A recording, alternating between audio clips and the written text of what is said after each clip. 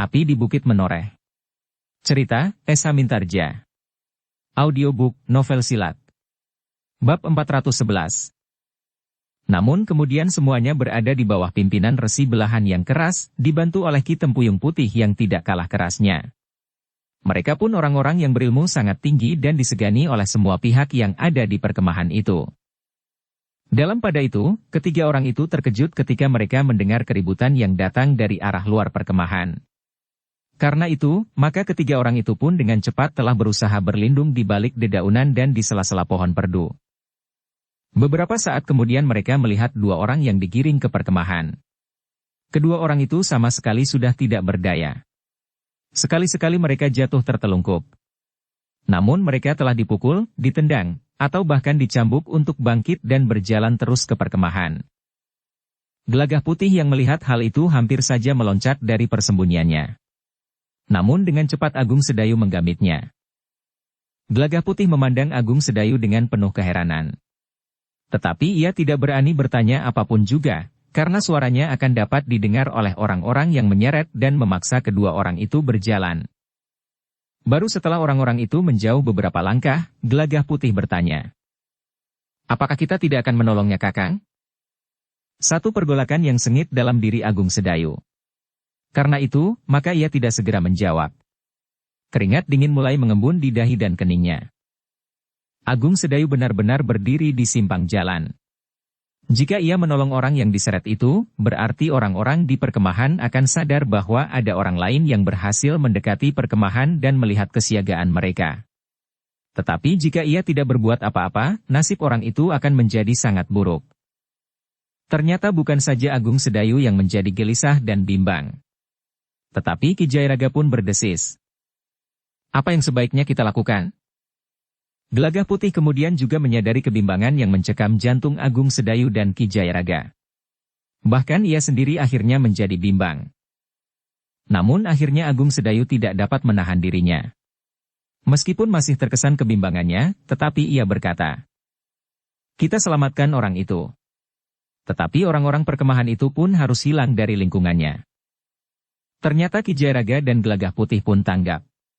Dengan tangkas mereka meloncat menyusul orang-orang yang menyeret dua orang itu. Mereka hanya memerlukan waktu sekejap untuk melumpuhkan 5 orang yang menyeret dua orang yang sudah tidak berdaya itu. 5 orang itu pun telah menjadi pingsan. Kedua orang yang telah dibebaskan itu pun berulang kali mengucapkan terima kasih kepada Agung Sedayu, Ki Jayaraga dan Gelagah Putih. "Kita tidak sempat berbicara sekarang," berkata Agung Sedayu. Namun katanya kemudian, "Kita harus menjauhkan orang-orang yang pingsan itu dari lingkungan ini." "Apa yang akan kita lakukan?" bertanya Gelagah Putih. "Kita bawa mereka menyingkir. Nanti kita bicarakan apa yang sebaiknya kita lakukan." "Bagaimana kita membawa mereka?" bertanya Gelagah Putih kemudian. "Kita terpaksa menyeretnya," jawab Agung Sedayu. Gelagah Putih termangu-mangu sejenak. Di luar sadarnya dipandanginya orang yang telah mendapatkan siksaan yang menyakitkan itu. Ternyata orang-orang itu tanggap. Seorang di antara mereka berkata, "Kami akan mencoba ikut menyeret mereka menjauhi tempat ini. Mudah-mudahan masih ada tenaga yang tersisa." Demikianlah, meskipun dengan agak bersusah payah dan lambat, mereka telah menyeret orang yang pingsan itu menjauhi perkemahan. Kedua orang yang sebelumnya telah mengalami nasib buruk itu telah kehabisan tenaga mereka, sehingga mereka tidak dapat menyeret orang-orang yang pingsan itu lebih jauh lagi. Tetapi Agung Sedayu pun kemudian berkata, "Kita sudah cukup jauh dari perkemahan. Kita menunggu orang-orang itu sadar dari pingsan." "Untuk apa?" bertanya salah seorang dari orang-orang yang telah mengalami siksaan yang hampir saja membuat mereka tidak sempat melihat matahari terbit esok pagi. "Jika mereka menjadi sadar, maka kita tidak perlu menyeret mereka. Kita dapat memaksa mereka untuk berjalan sendiri," jawab Agung Sedayu. Kedua orang itu mengangguk-angguk. Sementara Gelagah Putih berkata, "Kita siram saja mereka dengan air, agar mereka dapat menjadi sadar." Agung Sedayu tidak berkeberatan. Karena itu, maka mereka pun telah mengambil air parit dengan daun lumbu yang cukup lebar yang tumbuh di tepi parit itu. Dengan menuang air ke wajah-wajah mereka yang pingsan, maka kelima orang itu pun perlahan-lahan menjadi sadar. Mula-mula orang-orang itu memang berniat untuk melawan. Tetapi mereka kemudian menyadari bahwa senjata-senjata mereka telah berada di tangan kelima orang yang menungguinya. 2 orang di antaranya adalah orang yang telah mereka seret ke perkemahan. "Kau tidak akan dapat melawan kami," desis Agung Sedayu. Orang-orang itu pun termangu-mangu sejenak. Namun mereka menyadari bahwa dalam waktu yang sangat pendek, mereka telah menjadi pingsan menghadapi 3 orang yang berloncatan dari kegelapan. Apalagi kemudian mereka berhadapan dengan 5 orang. Meskipun 2 orang di antara mereka sudah hampir saja mereka hancurkan di perkemahan. Kini 2 orang itu telah berdiri di sisi ketiga orang yang lain sambil bertolak pinggang. Bahkan seorang di antara mereka berkata, "Kini datang gilirannya, kalian akan mengalami nasib sebagaimana aku alami." Kelima orang itu saling berpandangan sejenak. Tetapi di antara mereka masih saja merasakan kepalanya pening. Sementara itu kelima orang yang berdiri di sekitar mereka telah mengacukan senjata mereka. "Ikut kami. Jangan membuat sesuatu yang dapat memisahkan nyawamu dari tubuhmu," ancam Agung Sedayu. Kelima orang itu masih berdiri termangu-mangu. Namun Agung Sedayu telah mendorong seorang di antara mereka sambil berkata, "Marilah. Berjalanlah." "Kemana?" bertanya orang itu. "Aku akan memberikan perintah-perintah kepada kalian." Kelima orang itu tidak dapat berbuat lain. Mereka harus mengikuti perintah Agung Sedayu, yang berjalan di belakang mereka, dengan golok yang dirampasnya dari salah seorang di antara kelima orang itu, teracu kepada mereka. Demikian pula Gelagah Putih, Ki Jayaraga dan kedua orang itu, yang masih saja nampak terlalu lemah. Namun kemudian Agung Sedayu dan salah seorang di antara kedua orang yang hampir kehabisan tenaganya itu berjalan agak ke belakang. Agung Sedayu ingin mendapat keterangan tentang kedua orang yang sebelumnya belum dikenalnya itu. "Kami adalah orang-orang Kademangan Kleringan," desis salah seorang dari mereka. Agung Sedayu menarik nafas dalam-dalam. Kepada orang yang berjalan di sebelahnya itu ia bertanya, "Kenapa kalian justru telah diseret oleh kelima orang itu?" "Kami mencoba mendekati perkemahan. Kami ingin menemukan kembali 2 orang perempuan yang hilang dari kademangan kami," jawab orang itu. Lalu katanya, "Tetapi nasib kami berdua ternyata tidak baik. Kami terjebak ke dalam pengawasan mereka, yang segera menangkap kami. Kami berdua tidak mampu melawan kelima orang itu." Orang itu berhenti sejenak, lalu ia pun bertanya, "Tetapi siapakah kalian bertiga?" "Kami kebetulan saja lewat daerah ini." Agung Sedayu mencoba mengelak. Ia masih merasa cemas, bahwa di Kleringan terdapat pula orang-orang yang menyadap rahasia, sebagaimana dilakukan oleh kedua orang yang tinggal di rumah Ki Makerti. Orang itu ternyata tidak mendesaknya. Sementara itu, mereka berjalan semakin jauh dari perkemahan. Namun dalam pada itu, jantung Agung Sedayu pun berdebar semakin keras. 2 orang perempuan telah hilang di perkemahan. Nasib mereka tentu jauh lebih buruk dari nasib kedua orang yang telah diseret oleh kelima orang pengawas di perkemahan itu. Ketika mereka sampai di persimpangan, maka Agung Sedayu pun telah mempersilahkan kedua orang itu segera kembali ke Kademangan. Beruntunglah ternyata kedua orang itu tidak terlalu banyak mengenal tanah perdikan dan penghuninya, sehingga kedua orang itu masih belum mengenal Agung Sedayu. Nampaknya perbukitan yang membujur ke utara itu memang memperlebar jarak antara Kademangan Kleringan dan tanah perdikan Menoreh, meskipun para pemimpinnya selalu berhubungan yang satu dengan yang lain. Ketika kedua orang itu lalu memisahkan diri, maka Agung Sedayu, Ki Jayaraga dan Gelagah Putih yang menggiring kelima orang tawanan mereka melingkari jalan yang agak panjang, naik ke perbukitan dan kemudian turun ke telatah tanah perdikan Menoreh. "Apakah kita menuju ke tanah perdikan Menoreh?" bertanya salah seorang dari kelima orang yang tertawan itu. Yang menjawab adalah Gelagah Putih. "Ya. Di hadapanmu adalah tanah perdikan Menoreh." "Apakah kalian orang tanah perdikan Menoreh?" bertanya orang itu lagi. "Ya," jawab Gelagah Putih singkat. Orang itu terdiam. Namun jantungnya menjadi berdebar-debar. Mereka tahu bahwa mereka tentu tidak akan dapat melepaskan diri. Sementara itu para pemimpin mereka telah mempersiapkan serangan besar-besaran atas tanah perdikan Menoreh. Namun mereka justru berharap dalam serangan besar-besaran itu mereka akan dapat dibebaskan oleh kawan-kawannya. Meskipun demikian, mereka merasa cemas juga bahwa mungkin mereka akan dihabisi saat itu juga. Dalam pada itu Agung Sedayu, Ki Jairaga dan Gelagah Putih telah membawa kelima orang itu dengan sangat berhati-hati. Tidak ada seorang pun yang boleh mengetahuinya, karena jika berita tentang penangkapan itu didengar oleh seseorang, maka tidak mustahil berita itu akan sampai ke telinga Ki Makerti dan orang-orang yang ada di rumahnya. Karena itu, maka Agung Sedayu yang pulang ke rumahnya itu seakan-akan menjadi orang asing yang akan menyusup ke tanah perdikan itu. Dengan sangat berhati-hati mereka menempuh jalan-jalan yang sepi dan tidak banyak disentuh orang. Demikian pula ketika mereka memasuki padukuhan induk. Namun karena Agung Sedayu telah mengenali lingkungannya sebagaimana ia mengenali sudut-sudut rumahnya, maka ia pun berhasil membawa kelima orang itu sampai di rumahnya tanpa dilihat oleh seorang pun. Para peronda di gardu-gardu dan mereka yang beronda keliling padukuhan induk, tidak sempat melihat mereka, meskipun mereka berjalan beriringan 8 orang. Agung Sedayu telah memutuskan bahwa di hari yang tersisa kelima orang itu tidak boleh keluar dari rumahnya. Orang-orang yang ada di rumahnya cukup kuat untuk menjaga kelima orang yang kemudian dimasukkan ke dalam satu bilik di Gandok. Memang agak terlalu sempit. Tetapi tidak ada ruang lain yang dapat mereka berikan kepada kelima orang itu. Ketika kemudian Bajang Bertangan Baja memasuki ruangan mereka bersama Gelagah Putih, maka orang-orang itu pun terkejut. Mereka sama sekali tidak mengira bahwa mereka akan bertemu dengan orang yang pernah ditangkap dan hampir saja mati di perkemahan. Bajang Bertangan Baja yang melihat wajah-wajah mereka yang tegang berkata, "Nah, agaknya kalian telah mengenal aku. Setidak-tidaknya kalian pernah melihat aku diikat di sebatang pohon di perkemahanmu." Tidak seorang pun di antara kelima orang itu menjawab. Tetapi mereka memang pernah melihat Bajang Bertangan Baja itu.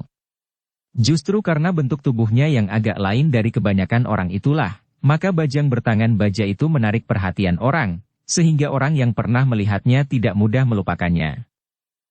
"Nah Kisanak," berkata Bajang itu pula. "Pada suatu saat aku ingin bertemu dengan Ki Tempuyung Putih dalam keadaan berbeda dari keadaanku waktu itu. Aku tahu Ki Tempuyung Putih adalah seorang yang berilmu tinggi. Tetapi aku tidak gentar menghadapinya." Kelima orang itu masih berdiam diri. Sementara Bajang Bertangan Baja itu berkata selanjutnya, "Sekarang yang ada di sini adalah kalian. Dengan mudah aku dapat membunuh kalian. Atau lebih memuaskan lagi, menyakiti kalian sebagaimana aku disakiti." Wajah-wajah kelima orang itu menjadi tegang. Namun Bajang itu berkata, "Tetapi tidak sekarang. Sekarang aku hanya ingin bertanya, kapan kawan-kawanmu akan menyerang tanah perdikan ini? Aku ingin mendengar kalian menjawab dengan jujur, karena sebenarnya kami di sini sudah tahu jawabannya.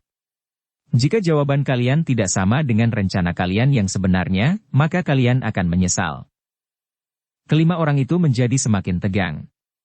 Sementara Bajang Bertangan Baja berkata, "Nah aku ingin mendengar jawab kalian. Kapan kawan-kawan kalian akan datang kemari?" Seorang di antara kelima orang itu dengan ragu-ragu menjawab, "Kami tidak tahu, itu adalah rahasia para pemimpin kami." Tetapi Bajang Bertangan Baja tertawa. Katanya, "Jika waktunya masih lama, maka hal itu memang mungkin. Tetapi karena waktunya sudah terlalu dekat, maka kalian tentu sudah mengetahuinya. Apalagi perkemahan itu sudah melakukan persiapan-persiapan yang masak.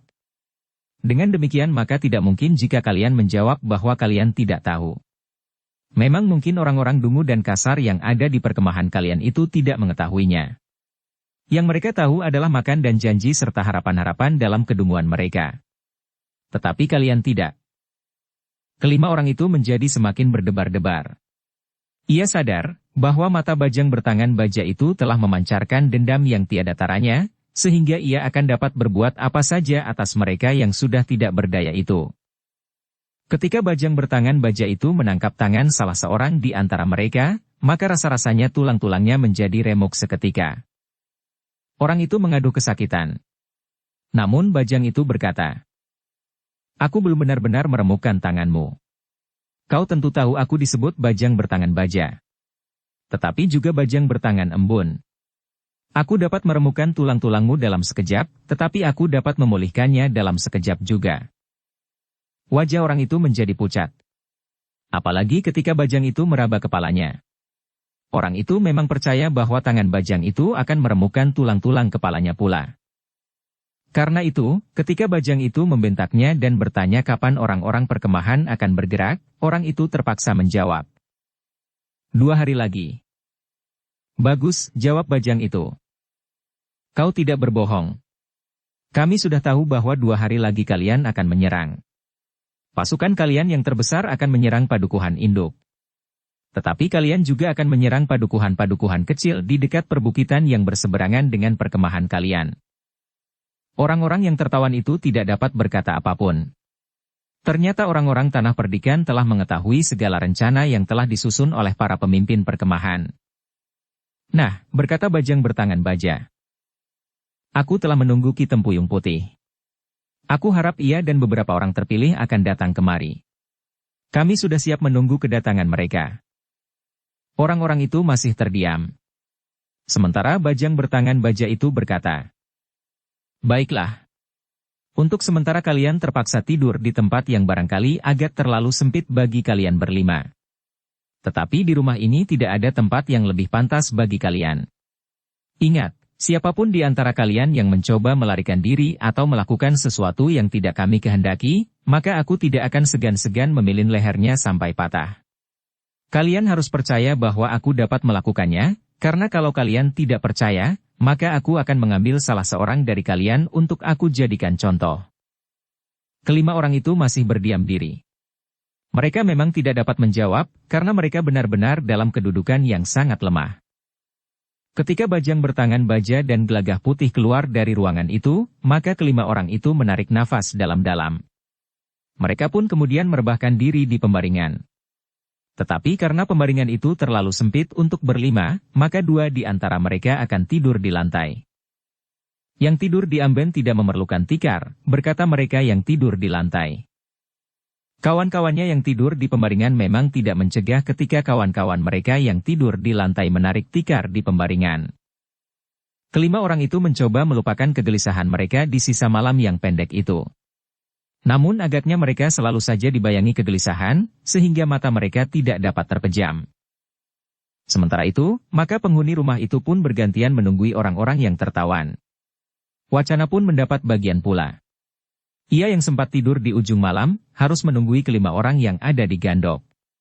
Sementara itu Sabung Sari harus mengawasi bajang bertangan baja. Meskipun Agung Sedayu yakin bahwa bajang bertangan baja itu tidak akan melarikan diri, namun ia masih juga berhati-hati menghadapi bajang yang sebelumnya dikenal berotak ular itu. Dalam pada itu, di perkemahan, penghuninya memang merasa kehilangan. 5 orang di antara mereka tidak kembali setelah di malam hari mereka meronda di sisi barat perkemahan. Apakah mereka ditangkap oleh orang-orang Kleringan? Bertanya pemimpin kelompok yang merasa kehilangan itu. Aku tidak yakin, jawab seorang kawannya. Jadi, apakah mereka melarikan diri? Bagaimana dengan orang-orang Tanah Perdikan? Bertanya yang lain. Mereka tidak bertugas ke lingkungan yang berhadapan dengan Tanah Perdikan. Mereka tidak mendaki perbukitan. Tetapi mereka meronda di sisi barat, di tanah dataran yang menghadap Kademangan Kleringan. Setan orang-orang Kleringan, geram seorang di antara mereka. Jika kami datang dengan kelompok kecil saja, maka seluruh Kademangan itu sudah tergilas. Agaknya orang-orang Kleringan menjadi marah karena mereka telah kehilangan gadis-gadisnya. Tetapi mereka tidak berhak menangkap dan barangkali menghukum kelima orang itu, jawab seorang yang bertubuh tinggi kekurus-kurusan. Kita akan dapat menyapu Kademangan itu menjadi debu. Kita harus menahan diri. Kekuatan kita diperlukan seluruhnya untuk menghancurkan Tanah Perdikan menoreh. Setelah itu, maka apapun yang akan kita lakukan akan dapat kita lakukan. Bukan hanya Kademangan Kleringan, tetapi Kademangan-Kademangan yang lain akan segera dapat kita kuasai. Kademangan-Kademangan yang subur itu serta Tanah Perdikan menoreh sendiri akan dapat menjadi landasan persediaan bahan makan untuk gerakan selanjutnya. Orang-orang yang marah itu memang harus menahan diri. Mereka memerlukan seluruh kekuatan untuk menyerang Tanah Perdikan.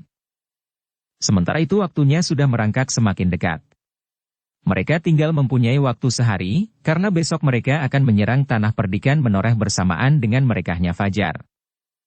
Karena itu, maka orang-orang perkemahan itu untuk sementara membiarkan kelima orangnya hilang. Mereka menyangka bahwa kelima orang itu telah ditangkap oleh orang-orang Kleringan yang marah karena mereka telah kehilangan gadis-gadis mereka. Hari itu perkemahan itu pun menjadi sangat sibuk. Persiapan-persiapan telah mereka lakukan sebaik-baiknya. Kekuatan mereka telah tersusun. Kelompok-kelompok yang akan menyerang dua padukuhan terdekat, kelompok yang akan mengikat barak pasukan khusus dalam pertempuran, dan pasukan induk yang akan menyerang padukuhan induk tanah perdikan menoreh. Menghancurkan rumah-rumah orang-orang berilmu tinggi, dan selanjutnya kekuatan tanah perdikan itu pun akan menjadi lumpuh. Sementara itu, di tanah perdikan telah dilakukan persiapan sebaik-baiknya.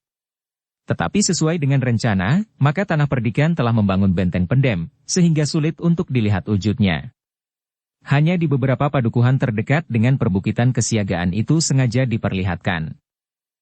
Hari itu Agung Sedayu yang juga pergi ke barak telah mengatur kekuatan yang ada di barak itu. Sekelompok telah dipersiapkan untuk menahan serangan yang bakal datang. Yang lain telah dipersiapkan sesuai dengan perkembangan keadaan. Namun di barak itu sudah dipersiapkan pula pasukan berkuda meskipun hanya kecil. Tetapi para prajurit dari pasukan khusus itu memiliki kelebihan tertentu. Hari itu, Ki Makerti dan kedua orang yang diakuinya sebagai saudaranya itu juga pergi ke pasar. Mereka memang tidak menunjukkan sikap yang lain dari sebelumnya. Mereka menemui Nyi Marbudi sebagaimana biasa. Sedangkan sikap Nyi Marbudi pun sama sekali tidak berubah, karena Nyi Marbudi memang tidak tahu apa-apa tentang tugas-tugas suaminya. Ketika Ki Makerti bertanya tentang Ki Marbudi, maka ia pun menjawab. Tadi Ki Marbudi ada di rumah. Hari ini akan datang 3 orang tukang yang akan melihat-lihat rumah kami. Mana yang harus diperbaiki, yang mana yang harus dirubah, dan apakah perlu membuat bagian-bagian yang baru. Tetapi bukankah pembangunan itu belum dimulai? Belum. Tukang-tukang itu baru melihat-lihat keadaan, jawab Nyi Marbudi. Jika demikian, kami akan menemui Ki Marbudi, berkata Ki Makerti. Seperti yang dikatakan, Ki Makerti, Prasanta dan Saramuka pun telah pergi ke rumah Ki Marbudi. Seperti yang dikatakan oleh Nyi Marbudi pula, maka di rumah Ki Marbudi memang ada 3 orang tukang kayu yang sedang mengamati rumah itu. Mereka sedang mengukur ruangan, pintu dan bagian-bagian lain dari rumah Ki Marbudi. Kedatangan Ki Makerti bersama 2 orang yang diakuinya sebagai saudaranya itu telah disambut baik oleh Ki Marbudi. Ki Marbudi pun mengatakan kepada mereka tentang ketiga orang yang sedang sibuk itu. Tetapi hari ini masih belum lewat hari ketiga Ki Marbudi. Prasanta memperingatkan. Ya. Besok baru hari ketiga, jawab Ki Marbudi. Bukankah Ki Marbudi belum mempergunakan uang itu barang sekeping pun, bertanya Prasanta hampir berbisik, agar tidak didengar oleh tukang-tukang kayu yang sibuk itu. Belum. Belum. Tukang-tukang itu baru melihat-lihat keadaan rumah ini. Mereka belum menerima upah untuk itu.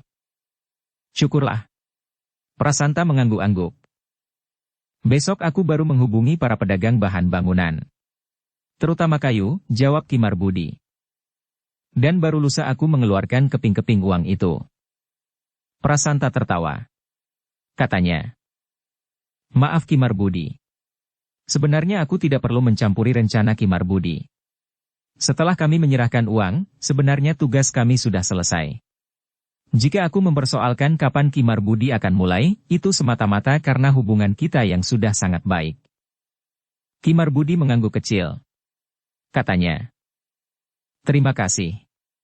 Aku mengerti niat baik kalian. Untuk beberapa saat Ki Makerti, Prasanta dan Saramuka telah ikut melihat-lihat keadaan rumah Ki Marbudi. Namun kemudian mereka telah minta diri. Sebenarnya lah bahwa Prasanta dan Saramuka ingin melihat-lihat keadaan tanah perdikan itu. Apakah tanah perdikan itu meningkatkan kesiagaannya atau tidak? Namun ternyata mereka tidak melihat benteng pendem yang disusun oleh para pengawal tanah perdikan. Apalagi yang ditentukan baru rencana pertahanan tersembunyi itu. Prastawa memang memerintahkan untuk tidak tergesa-gesa memasang kelompok-kelompok kekuatan di tempat-tempat yang sudah ditentukan. Karena itu, maka Prasanta dan Saramuka tidak melihat peningkatan pertahanan itu. Dengan demikian maka keduanya pun telah minta diri kepada Ki Makerti untuk memberikan laporan kepada pemimpinnya. Namun Prasanta dan Saramuka sama sekali tidak menyadari bahwa mereka selalu diawasi oleh petugas sandi tanah perdikan menoreh. Para petugas sandi pun tahu bahwa Prasanta dan Saramuka telah pergi ke bukit.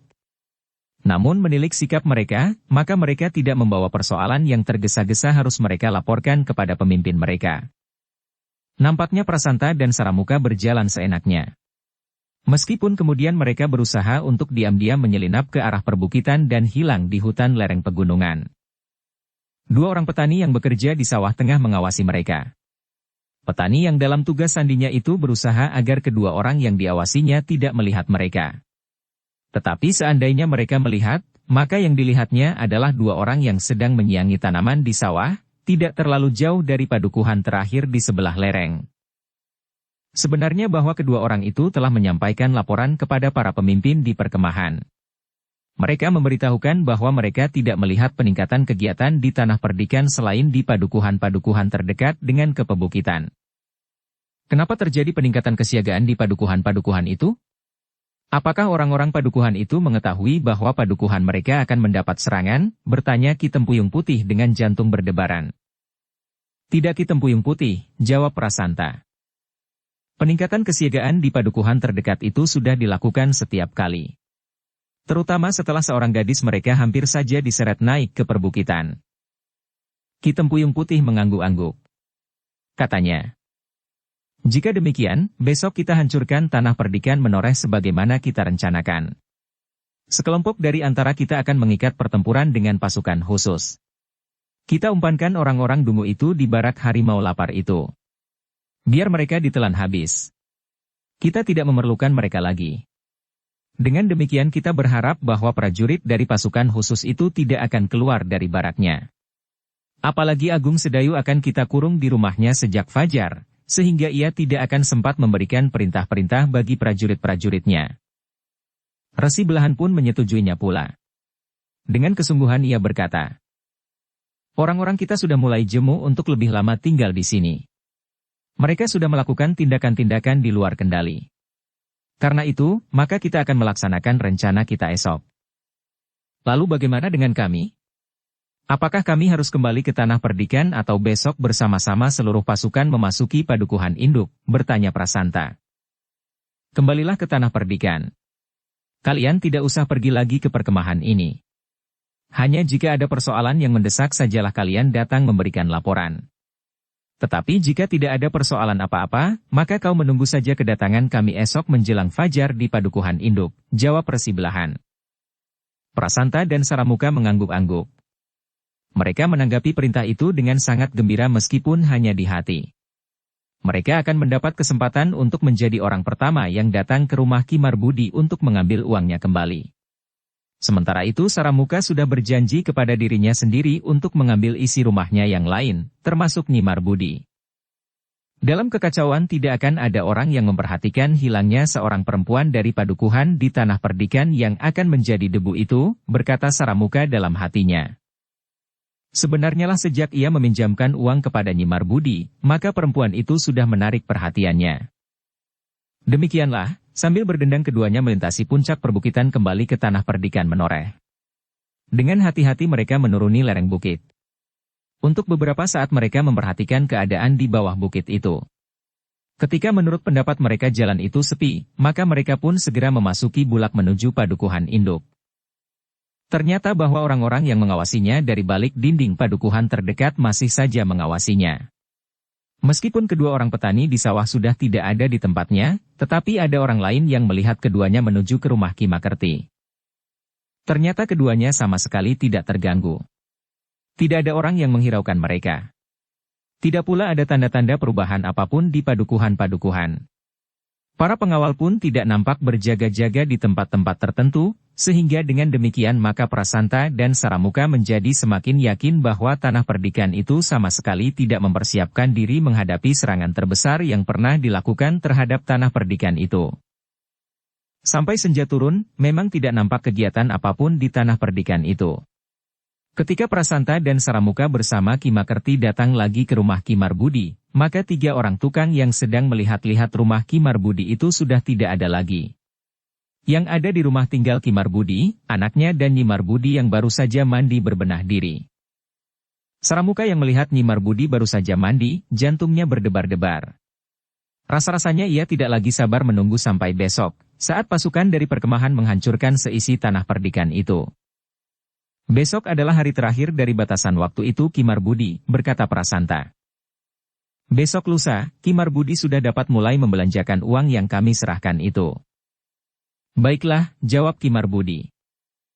Besok tukang-tukang itu baru akan membuat perincian apa saja yang harus aku beli. Nah, baru besok lusa aku memesan kebutuhan-kebutuhan itu. Prasanta tersenyum, sambil mengangguk-angguk ia berkata. Dengan demikian aku ikut berharap agar apa yang Kimar Budi lakukan benar-benar akan menghasilkan kerja yang paling baik. Sepeninggal Prasanta, maka Kimar Budi pun duduk termangu-mangu di peringgitan. Ia memang sudah membayangkan bahwa jika terjadi pergolakan di tanah perdikan, uang yang dipinjamnya itu tentu akan diambil kembali. Bukan hanya itu, tetapi juga uang bahkan seluruh harta kekayaannya. Kimar Budi pun melihat betapa buasnya mata Saramuka menatap wajah istrinya. Ia sadar, tentu istrinya tidak memperhatikan sikap itu. Apalagi bagi istrinya. Kimakerti dan kedua orang yang disebut saudaranya itu adalah orang-orang yang sangat baik. Kimar Budi bergeser setapak ketika istrinya ikut duduk di peringgitan itu pula. Dengan ragu-ragu istrinya bertanya. Kakang, apa yang sebenarnya Kakang pikirkan? Dalam beberapa hari ini Kakang nampak gelisah saja. Tidak apa-apa Nyi. Aku justru sedang mereka-reka bentuk rumah kita nanti. Aku memang tidak mau kalah dari para bebahu yang lain. Rumahku harus lebih baik dari rumah Kisana Sepuh. Ah, itu tidak perlu Kakang, desis istrinya. Rumah Kisana Sepuh masih belum sebesar dan sebaik rumah Ki Gede? Kimar Budi justru bertanya. Tetapi biar sajalah rumah Kisana Sepuh dianggap rumah yang terbaik selain rumah Ki Gede. Ia adalah bebahu tertua di tanah perdikan ini. Apa kata orang jika rumah kita tiba-tiba saja menjadi besar dan baik sebagaimana rumah Kisana Sepuh? Bertanya istrinya. Aku sudah mengatakan beberapa kali, jangan hiraukan kata orang.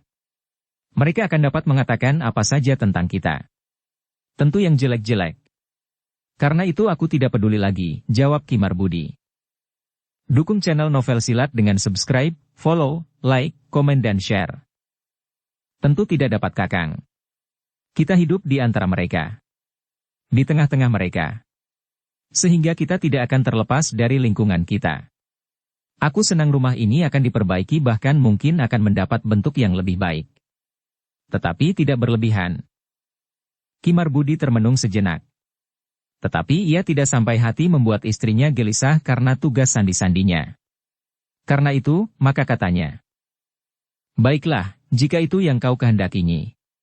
Besok jika tukang-tukang itu kembali, aku akan memberitahukan kepada mereka, bahwa rencana yang sudah dibuat akan dilaksanakan terus, tetapi dengan ukuran yang sedikit lebih kecil.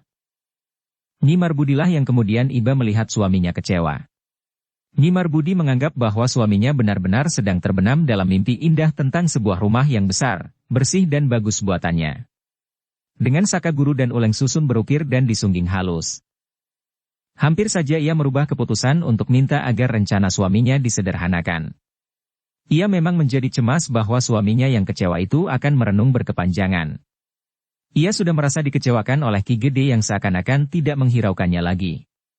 Kemudian ia akan kecewa pula karena rencananya untuk membuat rumahnya menjadi rumah terbaik di tanah perdikan itu urung. Namun sebelum Kimar Budi membatalkan niatnya, maka justru Kimar Budilah yang berkata, ternyata aku sependapat dengan kau, Nyi. Aku akan menyederhanakan bentuk luar dari rumah kita. Tetapi bagian dalam rumah kita harus menjadi rumah-rumah terbaik di tanah perdikan ini. Kimar Budi tidak menjawab. Ia tidak akan merubah lagi niat suaminya. Apalagi bagian dalam rumahnya tidak akan dapat dilihat oleh banyak orang. Namun dalam pada itu, Kimar Budi pun berkata, baiklah Nyi. Besok kita bicarakan lagi tentang rumah kita. Sekarang aku akan pergi ke rumah Ki Gede. Bagaimanapun juga aku harus menampakkan diri. Setidak-tidaknya hadir meskipun sambil terkantuk-kantuk. Apalagi yang akan dibicarakan Kakang, bertanya Kimar Budi. Hampir setiap malam Kakang pergi ke rumah Ki Gede. Tetapi kemudian kembali dengan kecewa. Biarlah mereka berbuat apa saja. Aku akan mengejutkan mereka dengan rumahku kelak, jawab Kimar Budi. Namun ketika Kimar Budi turun ke halaman, terbayang sorot mata Saramuka yang bagaikan serigala yang lapar memandangi istrinya. Karena itu, maka ia pun berkata, sudahlah Nyi. Masuklah. Hati-hatilah. Bagaimanapun juga kita mengerti bahwa di seberang perbukitan ada sebuah perkemahan yang dapat mengancam ketenangan hidup tanah perdikan ini. Tetapi bukankah selama ini kita tidak merasa terganggu karenanya? Bertanya Nyi Marbudi. Apakah kau belum pernah mendengar bagaimana orang-orang kasar itu menyeret seorang gadis ke lereng perbukitan? Untunglah bahwa gadis itu sempat tertolong. Jika tidak dapat dibayangkan apa yang akan terjadi dengan gadis itu, sahut Ki Marbudi sungguh-sungguh. Nyi Marbudi mengangguk kecil. Katanya, "Baik Kakang. Aku akan segera menyelarak pintu. Jika terjadi sesuatu, panggil Sarju dan Sirat. Jika perlu biarlah mereka memukul kentongan," berkata Ki Marbudi. "Ya Kakang." Nyi Marbudi mengangguk-angguk. Demikianlah, sejenak kemudian Ki Marbudi itu pun telah meninggalkan rumahnya, pergi ke rumah Ki Gede. Ternyata di rumah itu telah hadir beberapa orang yang lain. Kecuali Ki Gede dan Prastawa, masih ada beberapa orang terpenting di antara para pemimpin pengawal. Beberapa orang bebahu terpercaya, dan hadir pula Agung Sedayu dan Gelagah Putih. Malam itu adalah malam terakhir dari segala persiapan yang dapat dilakukan oleh tanah perdikan menoreh. Malam itu baris pendem harus disempurnakan. Menjelang fajar, mereka semua, pengawal, anak-anak muda, laki-laki muda dan bahkan semua laki-laki yang masih sanggup ikut serta mempertahankan tanah perdikan, harus dikerahkan. Semalam itu juga semuanya harus dapat dilaksanakan. Ketika malam menjadi semakin malam, maka Ki Gede pun telah mengisyaratkan pelaksanaan sudah dapat dimulai. "Bagaimana dengan kedua orang itu?" bertanya Prastawa. "Bagaimana dengan laporan terakhir tentang mereka?" bertanya Ki Gede. "Senja ini mereka datang ke rumahku, Ki Gede," berkata Ki Marbudi. "Tetapi aku tidak tahu kemana mereka kemudian pergi." Dua orang yang ditugaskan untuk mengawasi mereka melaporkan bahwa mereka berada di rumah Ki Makerti, sahut Prastawa. "Jika demikian, maka segalanya sudah dapat dimulai. Awasi kedua orang itu. Jika mereka keluar dari halaman rumah Ki Makerti, maka kita harus tahu kemana mereka pergi. Sampai sekarang mereka tetap diawasi. Rumah Ki Makerti sudah dikepung. Tidak hanya di bagian depan, tetapi juga samping dan belakang. Tetapi para pengawal itu masih tetap bersembunyi," jawab Prastawa. "Jika demikian, para pemimpin pengawal sudah dapat mulai mengatur pertahanan. Kita tetap mempergunakan baris pendem. Seandainya kedua orang itu lolos dari pengawasan, mereka tidak dengan mudah melihat pertahanan kita," perintah Ki Gede. Sementara itu Agung Sedayu berkata, "Kami masih ingin melihat perkemahan itu sekali lagi. Jika mereka masih tetap pada rencana mereka untuk menyerang esok pagi, maka malam ini tentu sudah nampak kesibukan mereka. Setidak-tidaknya orang-orang yang bertugas di dapur."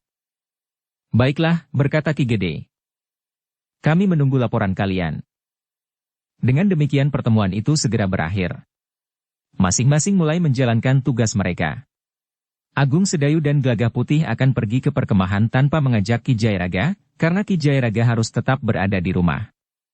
Jika saja orang-orang perkemahan mempunyai rencana khusus atas rumah Agung Sedayu itu. Sementara itu, Prasanta dan Saramuka memang masih tetap berada di rumah Ki Makerti. Semakin malam, Saramuka menjadi semakin gelisah. Bahkan Saramuka tidak segera pergi ke pembaringan. Prasanta yang melihat Saramuka gelisah sempat bertanya dari pembaringannya. "Heh, kau kenapa sebenarnya? Apakah kau gelisah menghadapi perang besok?" "Tidak. Aku tidak pernah gelisah menghadapi perang yang bagaimanapun juga," jawab Saramuka. "Jadi kenapa dengan kau?" desak Prasanta. "Jika besok terjadi perang, bukankah ada kemungkinan kita atau salah seorang dari kita mati?" bertanya Saramuka. "Ya. Kenapa? Bukankah itu biasa, dan merupakan akibat yang wajar dari peperangan?" bertanya Prasanta. "Sebenarnya aku tidak pernah takut mati," berkata Saramuka. "Tetapi rasa-rasanya sekarang aku segan mati dalam perang esok."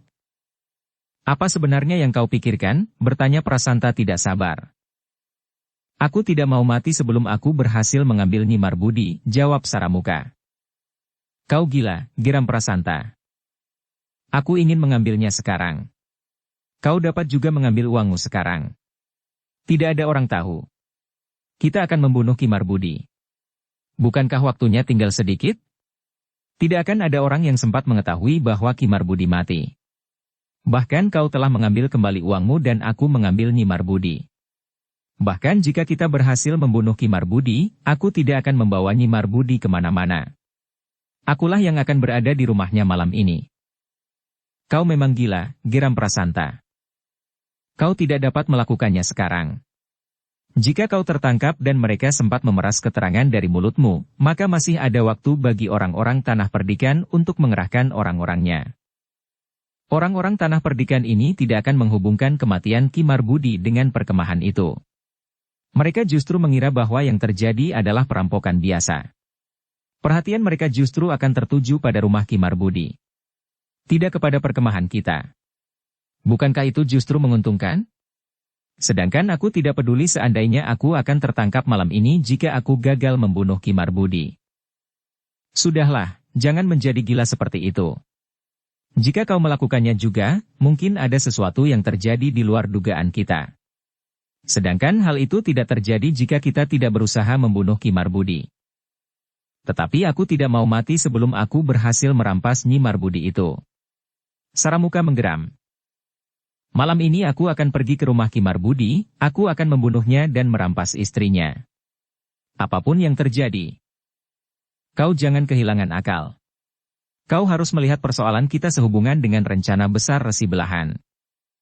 Ternyata nama Resi Belahan mampu menggetarkan jantung Saramuka yang hampir saja kehilangan kendali.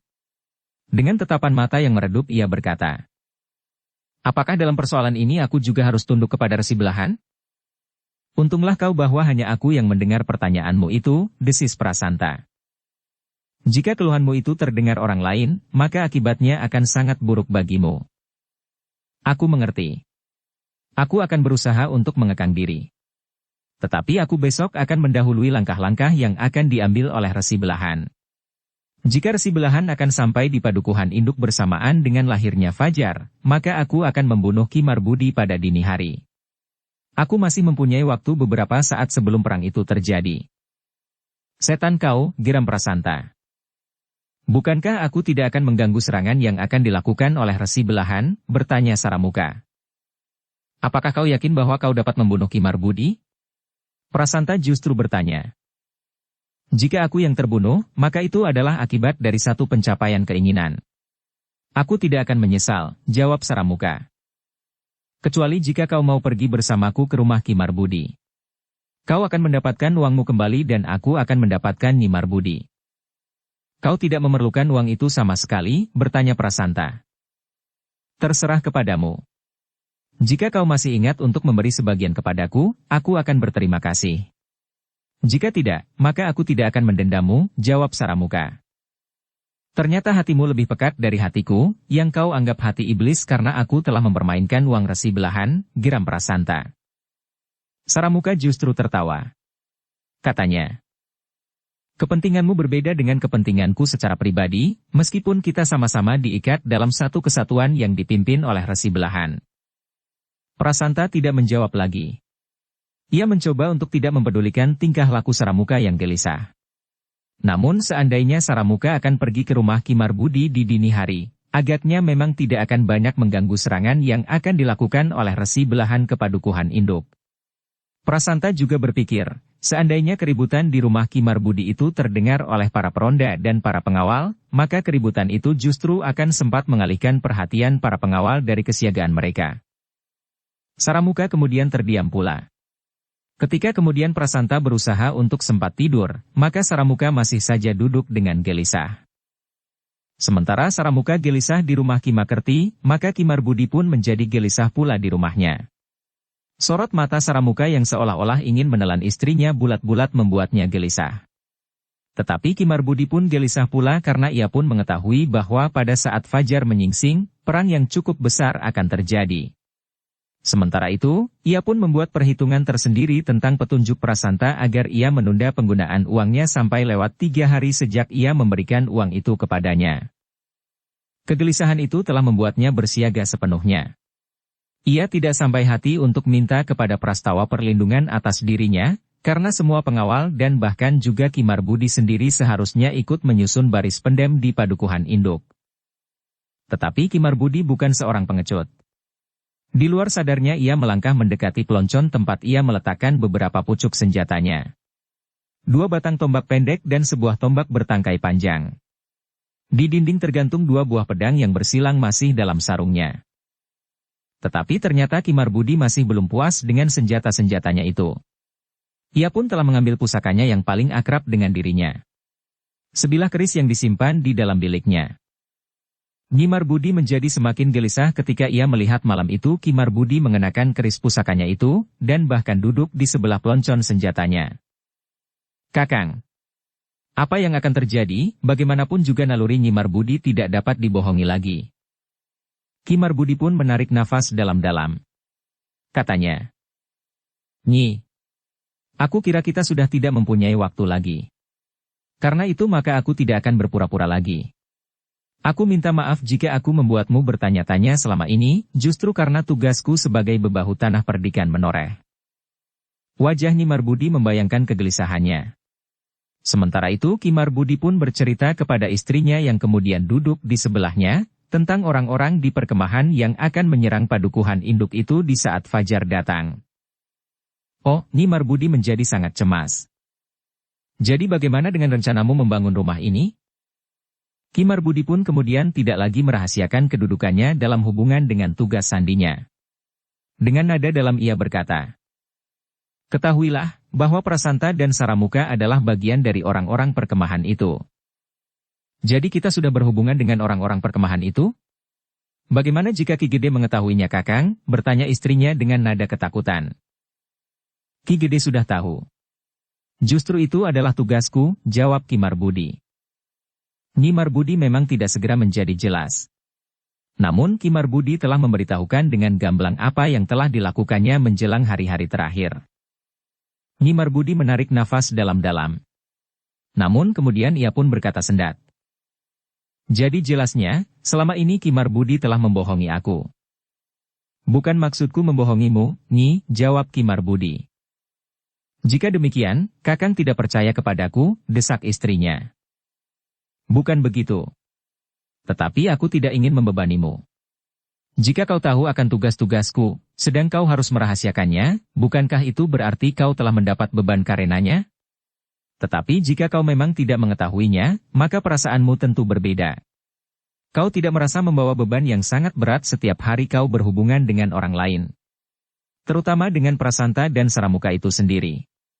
Termasuk sudah tentu Ki Makerti, jawab suaminya. Ki Marbudi mengangguk-angguk kecil. Namun ia pun kemudian berdesis. Dan kau telah membawa beban itu sendiri Kakang. Tetapi itu memang tugasku Nyi, sebagaimana kau merahasiakan harga beli daganganmu terhadap para pembelimu, desis Ki Marbudi. Ki Marbudi mengangguk-angguk kecil. Bahkan kemudian ia menundukkan kepalanya. Ia mulai membayangkan betapa berat tugas suaminya.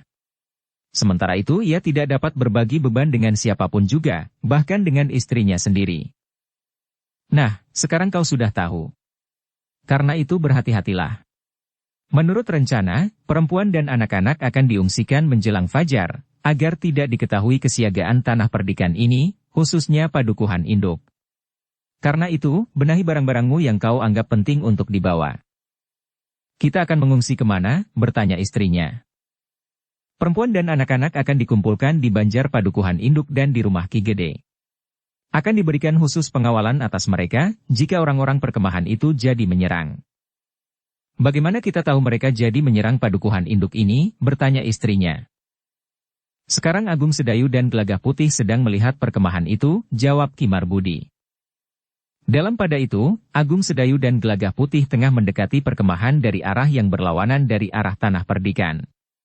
Meskipun mereka harus melingkar, namun dengan kemampuan mereka yang tinggi, maka keduanya segera dapat sampai ke tujuan.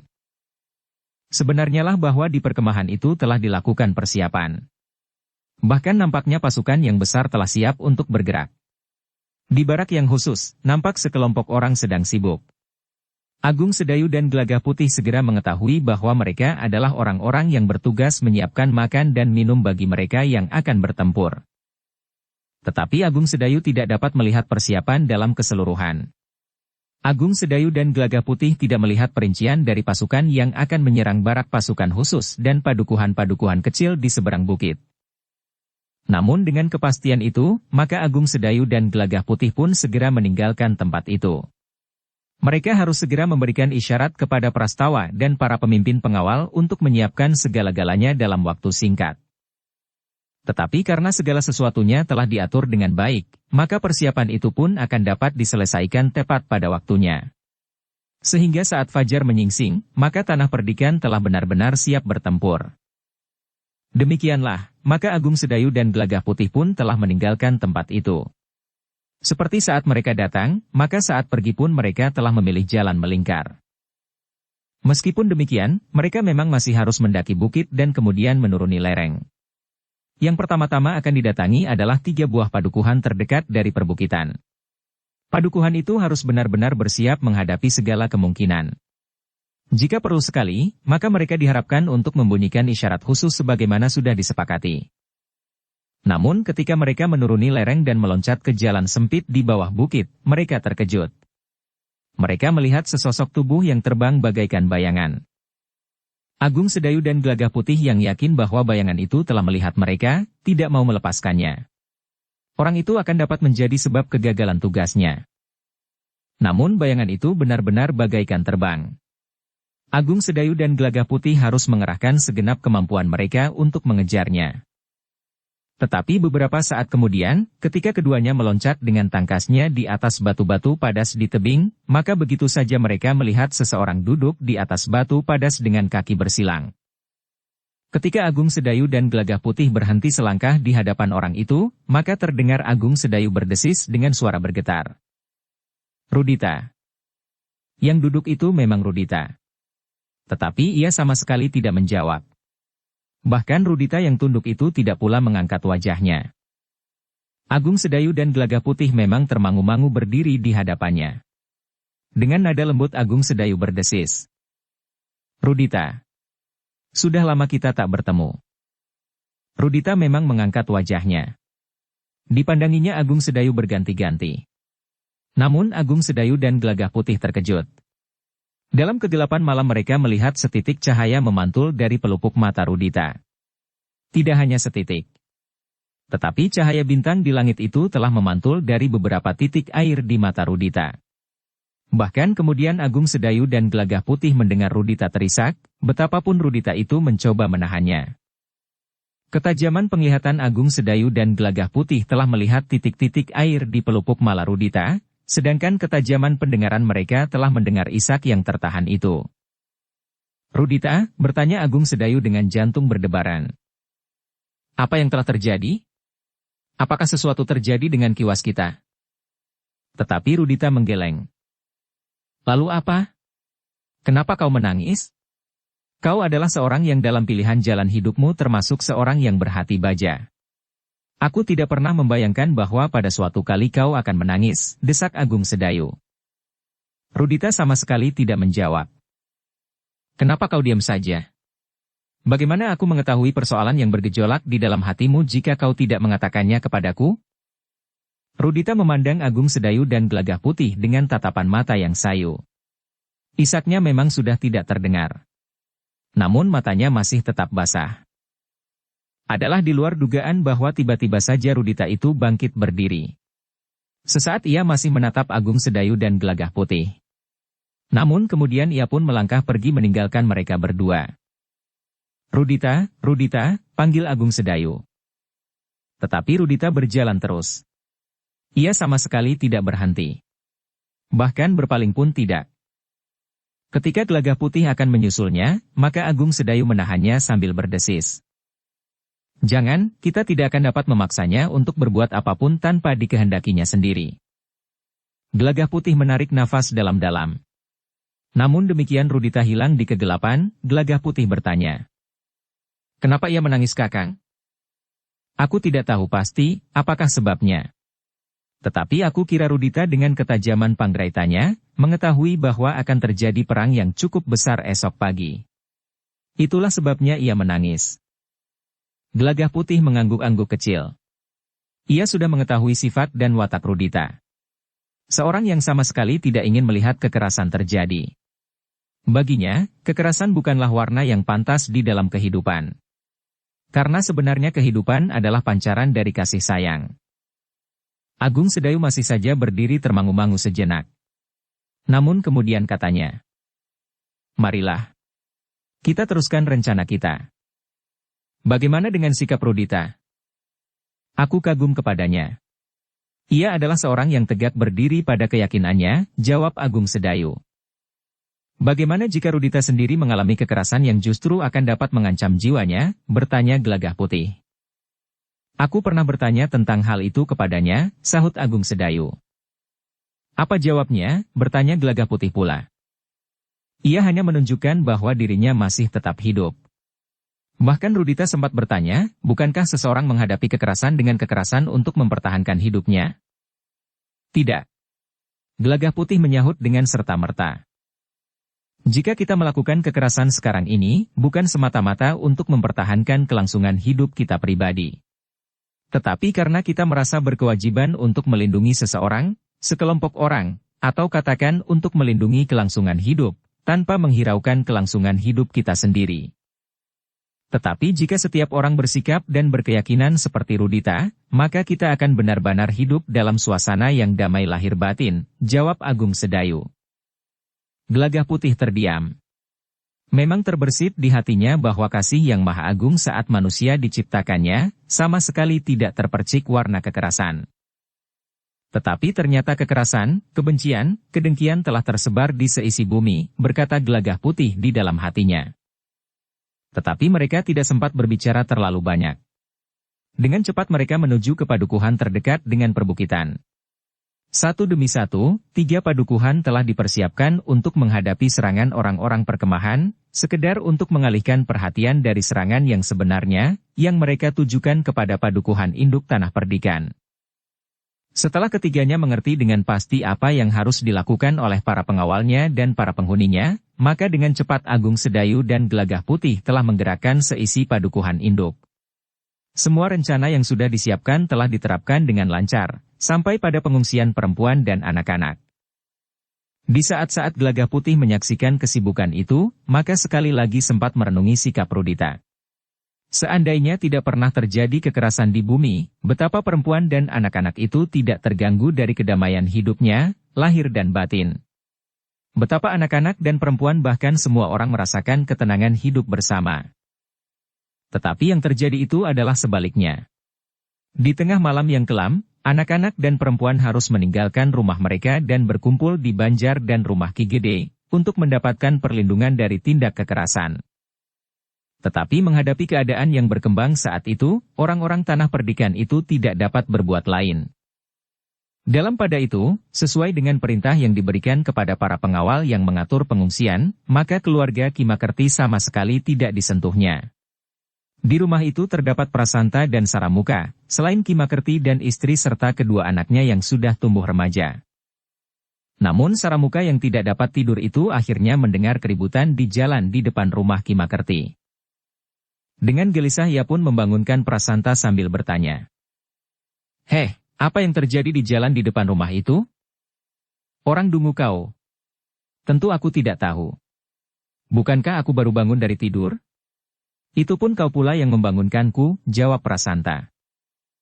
"Jika demikian, marilah kita lihat, apa yang terjadi jalan itu," ajak Saramuka. Mereka berdua pun kemudian membangunkan Ki Makerti untuk melihat keadaan di jalan di depan rumah Ki Makerti itu. Mereka pun terkejut ketika mereka melihat dari balik pintu regol yang sedikit terbuka, perempuan dan anak-anak berjalan beriringan menuju ke Banjar. "Ada apa?" bertanya Ki Makerti. "Apakah mereka sedang mengungsi?" bertanya Prasanta. "Nampaknya memang demikian," jawab Ki Makerti. "Cobalah, kau tanyakan kepada mereka," desis Prasanta. Ki Makertilah yang kemudian turun ke jalan. Dilihatnya 2 orang pengawal yang berdiri di seberang jalan mengamati orang-orang yang sedang mengungsi itu. Karena itu, maka ia pun telah memotong jalan mendekati pengawal itu. "Heh, apa yang terjadi di sini?" bertanya Ki Makerti. "Mereka sedang pergi ke Banjar, Ki Makerti," jawab salah seorang pengawal itu. "Kenapa?" bertanya Ki Makerti. Pengawal itu termangu-mangu sejenak. Namun kemudian seorang yang lebih tua dari mereka datang mendekatinya.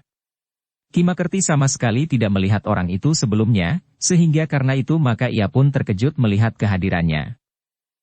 Orang yang muncul dari kegelapan itu pun tersenyum melihat Ki Makerti yang terkejut itu. Katanya, "Selamat malam Ki Makerti." "Ki Marbudi," desis Ki Makerti. "Iya, Ki Makerti," jawab Ki Marbudi. "Kami, para bebahu dan pengawal Tanah Perdikan, sedang sibuk. Kami sedang mengungsikan perempuan dan anak-anak. Pada saat fajar naik, maka Tanah Perdikan ini akan menjadi ajang perang." "Perang? Perang apa?" bertanya Ki Makerti. Ki Marbudi tertawa. Katanya, "Kau tentu sudah mengerti lebih dahulu dari aku. Bertanyalah kepada Prasanta dan Saramuka. Apa yang akan terjadi?" "Apa?" Ki Makerti mendesak. Namun Ki Marbudi masih saja tertawa. Katanya, "Di mana Prasanta dan Saramuka?" "Mereka ada di rumah," jawab Ki Makerti. "Aku ingin bertemu dengan mereka," berkata Ki Marbudi kemudian dengan sungguh-sungguh. Ki Makerti termangu-mangu sejenak. Tetapi pengawal yang berdiri di menyebelahnya melangkah mendekat. Seorang di antara mereka berdesis, "Marilah Ki Makerti." Ki Makerti tidak dapat berbuat sesuatu lagi. Bersama Ki Marbudi dan kedua pengawal itu, Ki Makerti berjalan menuju ke pintu regol. Prasanta dan Saramuka memperhatikan semua itu dari balik regol. Ketika mereka melihat Ki Marbudi bersama kedua pengawal itu membawa Ki Makerti ke regol halaman, maka mereka pun menduga bahwa keadaan berkembang ke arah yang tidak mereka kehendaki. Demikian keempat orang itu memasuki regol, maka Prasanta dan Saramuka segera mempersiapkan diri. Segala kemungkinan memang dapat terjadi. Apalagi Saramuka sejak semula memang sudah berniat membunuh Ki Marbudi. Ki Marbudi yang melihat Prasanta dan Saramuka berdiri di belakang regol pun segera berhenti. Demikian pula dua orang pengawal yang menyertainya. "Selamat malam Ki Prasanta dan Ki Saramuka," sapa Ki Marbudi sambil tersenyum. "Apa yang terjadi di padukuhan ini Ki Marbudi?" bertanya Prasanta. "Justru akulah yang harus bertanya kepada kalian," jawab Ki Marbudi. Prasanta dan Saramuka segera tanggap akan keadaan. Agaknya orang-orang Tanah Perdikan sudah mengetahui apa yang akan terjadi nanti saat fajar menyingsing. Karena itu, maka tiba-tiba saja Saramuka itu meloncat ke pintu regol. Dengan cepat ia menutup pintu regol itu sambil berkata, "Baiklah Ki Marbudi. Agaknya rahasia kami sudah diketahui oleh orang-orang Tanah Perdikan. Agaknya kau pun telah mengetahuinya pula. Namun bagaimanapun juga kita pernah berhubungan. Kau telah meminjam banyak uang kepada kami." Ki Marbudi memandang pintu yang tertutup rapat itu sejenak. Namun kemudian menjawab, "Aku memang harus melakukannya Saramuka. Dengan demikian maka aku mempunyai rambatan untuk mengetahui apa yang kalian lakukan di Tanah Perdikan ini. Tetapi kau pun telah mengkhianati Tanah Perdikanmu dengan keterangan-keterangan yang pernah kau berikan," geram Prasanta. Ki Marbudi menarik nafas dalam-dalam. Katanya, "Aku sudah menjalankan tugasku dengan baik. Aku telah memberikan gambaran yang salah kepadamu atas kekuatan di Tanah Perdikan ini." "Omong kosong," geram Prasanta. "Kau adalah sejenis pisau bermata dua, atau seekor ular berkepala dua. Kau menggigit kedua arah." Tetapi Ki Marbudi menggeleng. Katanya, "Tidak Prasanta. Aku telah melaksanakan tugasku dengan baik. Sesuai dengan petunjuk Ki Gede dan Agung Sedayu. Itulah sebab yang sebenarnya kenapa Agung Sedayu menunda setiap rencana serangan ke perkemahan. Ia dan Ki Gede memang berharap kalian yang datang menyerang ke Tanah Perdikan dengan membagi kekuatan kalian." "Setan kau," geram Saramuka. Lalu katanya, "Ki Marbudi, adalah kebetulan sekali kau datang ke rumah ini. Sebenarnya akulah yang akan datang ke rumahmu. Aku memang akan membunuhmu. Aku ingin mengambil istrimu. Jika kau nanti mati di sini, maka akulah yang akan memasuki bilikmu." "Kau kira kau akan dapat membunuhku?" bertanya Ki Marbudi. "Sebenarnya lah aku sudah mengira, melihat sorot matamu yang bagaikan serigala memandangi istriku. Karena itu aku sengaja datang kepadamu. Selain persoalan yang menyangkut tanah perdikan ini, maka aku ingin membuat penyelesaian sebagai seorang laki-laki. Pandangan matamu atas istriku sudah merupakan penghinaan terhadapku, suaminya. Karena itu aku ingin membuat perhitungan sebagai seorang laki-laki dengan seorang laki-laki. Biarlah serangan orang-orang perkemahan atas tanah perdikan ini diselesaikan oleh para pengawal. Iblis kau! Kau kira kau dapat melawan aku, geram Saramuka yang segera mempersiapkan diri. Kimarbudi bergeser selangkah surut. Ia pun kemudian berkata kepada kedua orang pengawal yang menyertainya memasuki halaman rumah itu. Awasi Prasanta dan Kimakerti. Keduanya tidak boleh melarikan diri. Tetapi Prasanta justru tertawa. Karena Saramuka telah bergeser dari tempatnya untuk menghadapi Kimarbudi, maka Prasantalah yang kemudian berdiri di muka pintu sambil berkata, "Kalianlah yang tidak boleh melarikan diri. Kalian bertiga akan segera mati. Tidak seorang pun yang akan mampu menangkap kami berdua." Tetapi kedua pengawal itu pun segera bersiap. Seorang menghadapi Prasanta, dan seorang lagi menghadapi Kimakerti. Kimakerti yang menyadari kedudukannya, memang tidak mempunyai pilihan selain melawan para pengawal. Karena itu, maka ia pun segera bersiap pula untuk bertempur bersama Prasanta dan Saramuka. Demikianlah, maka sejenak kemudian Kimarbudi yang merasa terhina karena sikap Saramuka telah menyerang.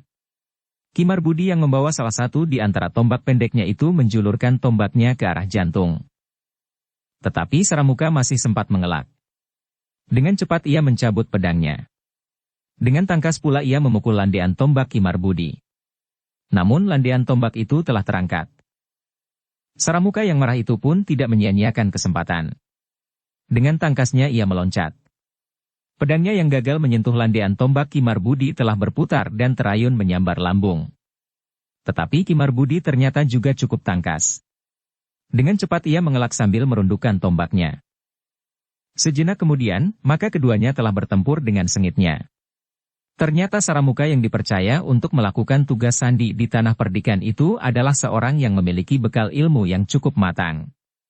Namun sebaliknya, bahwa Kimarbudi bebahu terpercaya yang harus menghadapi tugas sandi itu dengan laku sandi pula, memang memiliki kemampuan yang memadai. Namun dalam pada itu, pengawal yang melawan Prasantalah yang dengan cepat mengalami kesulitan. Sementara kawannya yang menghadapi Kimakerti masih mampu bertahan, karena Kimakerti juga bukan seorang pilihan. Bahkan beberapa saat kemudian, Kimakertilah yang mulai terdesak oleh pengawal itu. Sementara itu, pengawal yang bertempur melawan Prasanta benar-benar tidak mampu bertahan lebih lama lagi.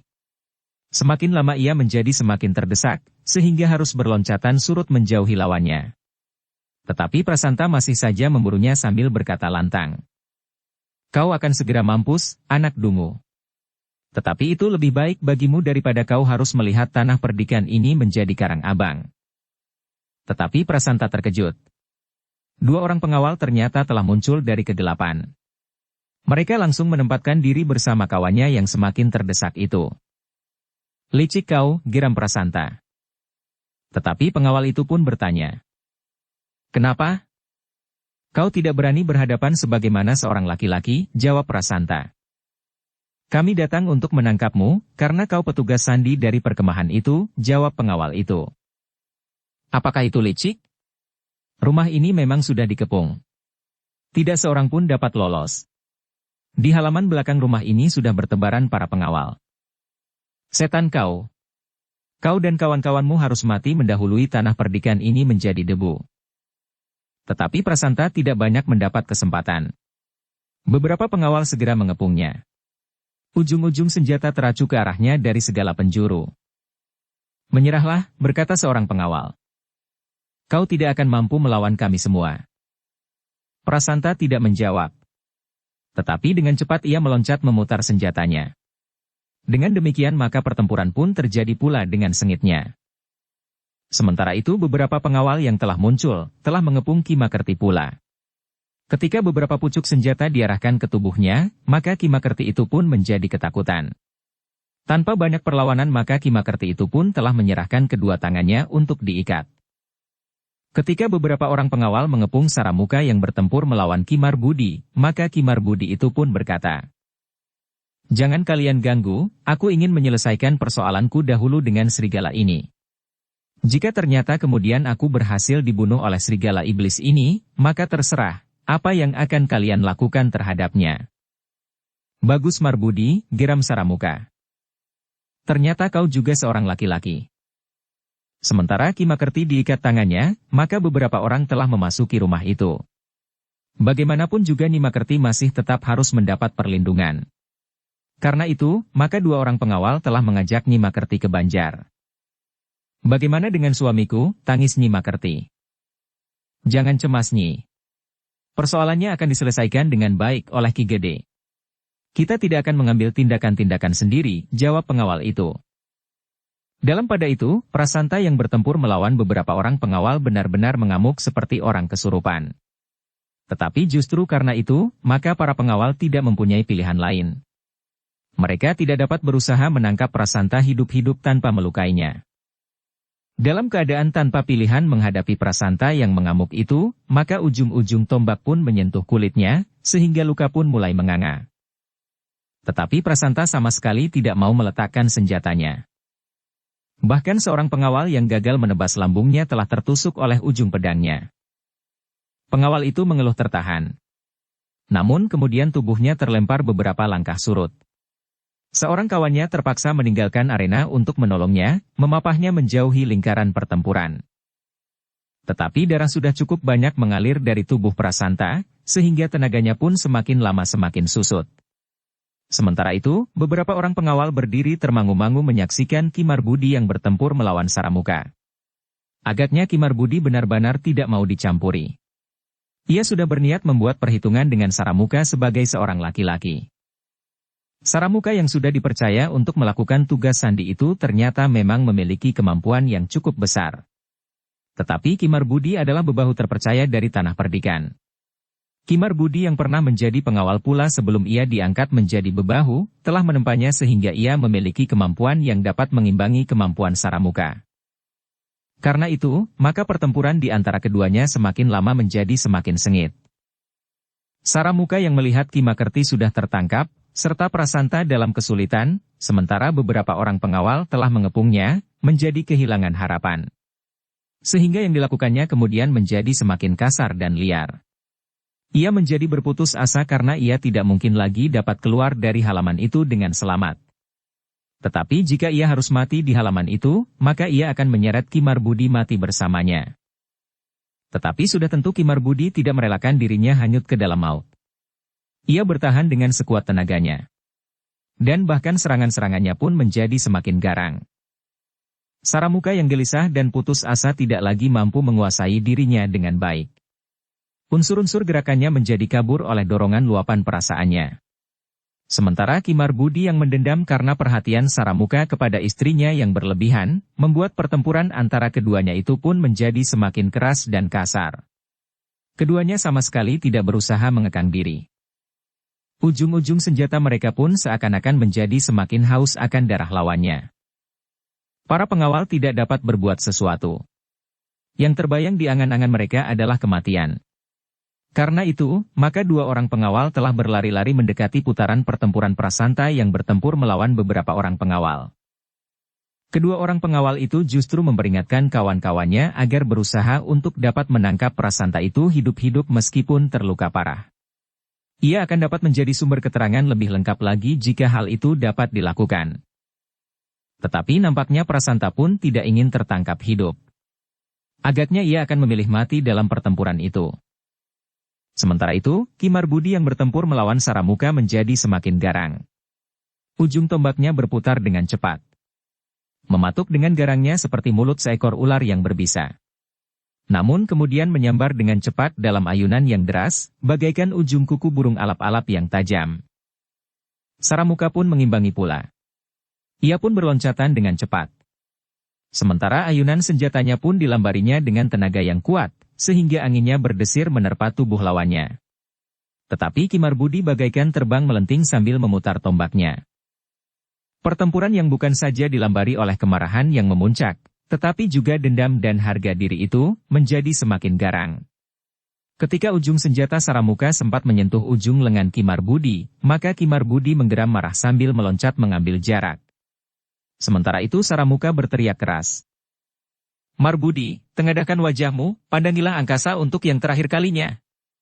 Besok pagi kau tidak akan sempat melihat matahari terbit di Cakrawala. Ki Marbudi merundukkan tombaknya. Demikian mulut Saramuka terkatup, Ki Marbudi menyerang dengan menjulurkan tombaknya ke arah dada. Tetapi dengan tangkasnya Saramuka menangkis serangan itu. Senjatanya terayun memukul landean tombak Ki Marbudi. Namun tombak Ki Marbudi itu pun menggeliat. Dengan satu putaran yang cepat ujung tombak itu menyambar lambung. Saramuka bergeser selangkah surut. Ujung tombak itu pun luput dari sasaran. Bahkan Saramuka sempat menepis ujung tombak itu ke samping, kemudian memutar mengangkatnya. Selagi pedang itu terangkat, dengan cepat Saramuka meloncat sambil mengayunkan senjatanya. Ki Marbudi mencoba menghindar. Tetapi ujung senjata Saramuka telah menyayat pundaknya. Sekali lagi Saramuka berteriak. Kematianmu sudah menjadi semakin dekat. Akulah yang di sisa malam ini akan memasuki bilik istrimu. Ki Marbudi sudah tidak tahan lagi mendengarnya. Karena itu, maka ia tidak dapat lagi berpikir panjang. Ia tidak menunggu sampai jantungnya meledak. Demikian mulut Saramuka terkatup, maka Ki Marbudi telah merundukkan tombaknya tepat ke arah dada. Dengan mengerahkan segenap kemampuannya, maka ia pun meloncat sambil berteriak nyaring menyerang Saramuka. Saramuka berusaha meloncat ke samping sambil menangkis serangan itu. Karena itu, maka ujung tombak itu sama sekali tidak menyentuh sasaran. Bahkan Saramuka sempat mengayunkan senjatanya menebas leher Ki Marbudi. Ki Marbudi yang sudah terluka itu tidak mau terluka lagi.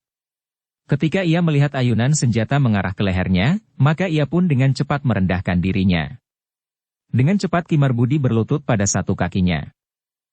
Ki Marbudi yang marah itu tidak mau melepaskan kesempatan itu. Demikian senjata lawannya terayun di atas kepalanya, maka ia pun memutar tombaknya. Sambil sekali lagi berteriak, maka Ki Marbudi mengayunkan ujung tombaknya. Terasa di tangannya ujung tombak itu menyentuh sasaran. Segores luka menyilang di dada Saramuka. Namun Saramuka tidak membiarkan lawannya terlepas. Pedangnya lah yang kemudian menggeliat dan mematuk tubuh Ki Marbudi yang masih berlutut. Ki Marbudi tidak sempat bangkit. Ia justru menjatuhkan dirinya. Tetapi ujung senjata lawannya memang sempat mengenai bahunya.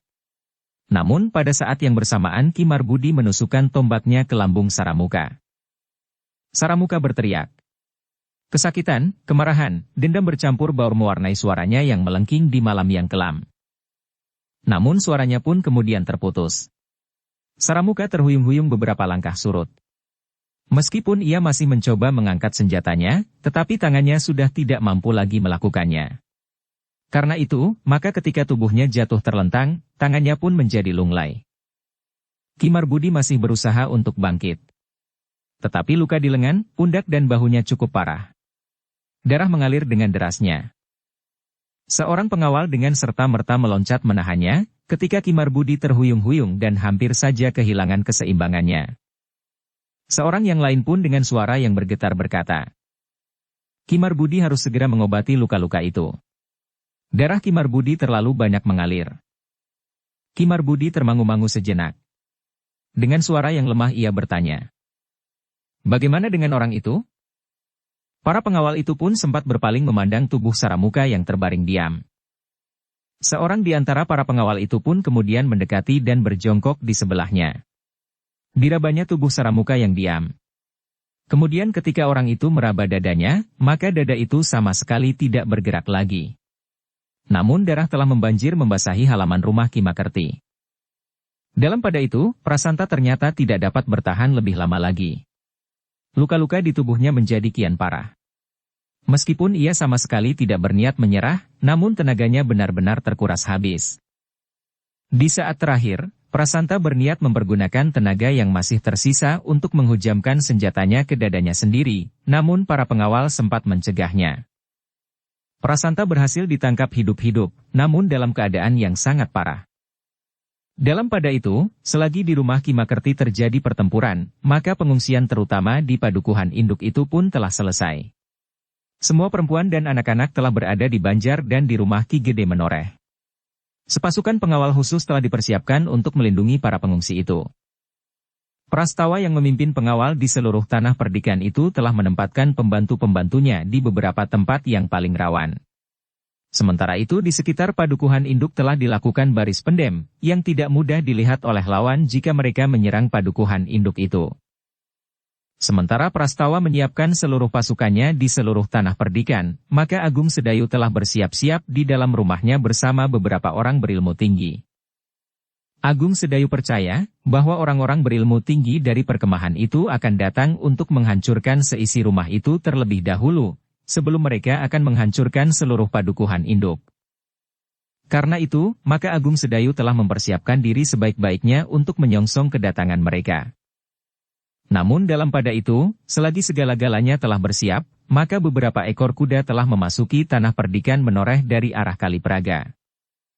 Meskipun mereka datang dari arah timur, namun mereka tidak terlepas dari pengamatan para pengawal. Namun setiap kelompok pengawal yang menghentikan mereka, tidak terlalu banyak pertanyaan dan apalagi kesulitan. Mereka dipersilahkan melanjutkan perjalanan, karena ternyata kelompok kecil itu dipimpin oleh Ki Lurah Beranjangan.